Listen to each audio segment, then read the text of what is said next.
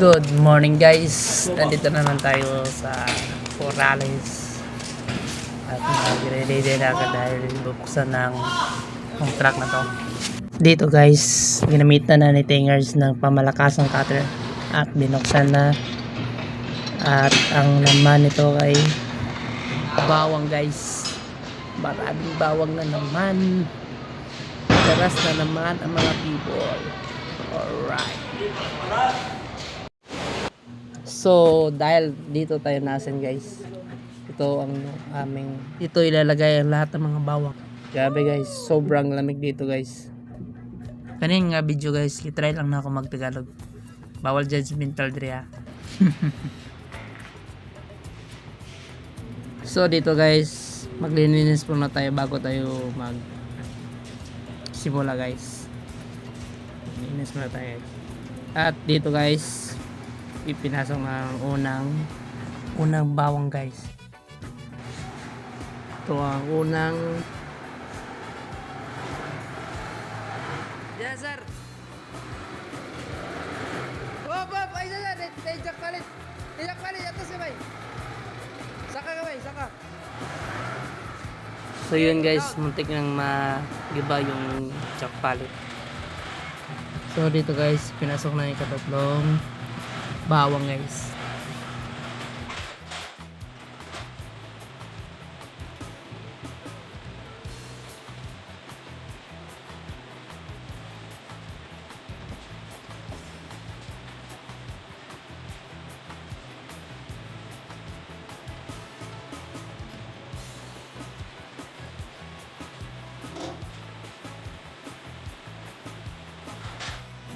So dito guys, panasok na din ang ikaapat na bawang guys.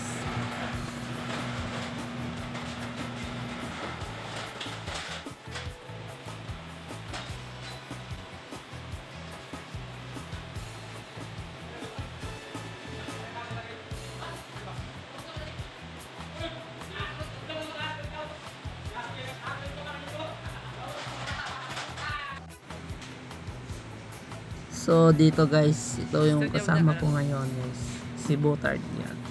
Isa sa mausay na trabahador guys. So ito na guys, pirasok na ni Cesar.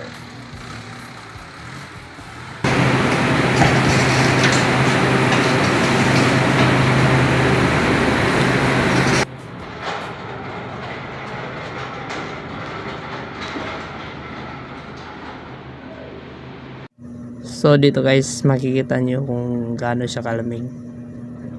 Yan sa loob ng storage.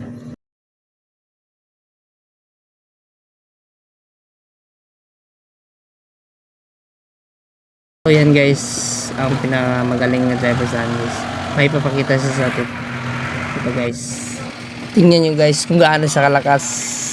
Yan na naman. Baka si Sir yan. O, tingnan nyo guys, napakalakas, napakaangas. So dito guys, kailangan nating ayusin guys itong mga bawang kasi hindi maayos sa paglagay ng mga bawang. Kailangan natin ibalik sa dating ayos.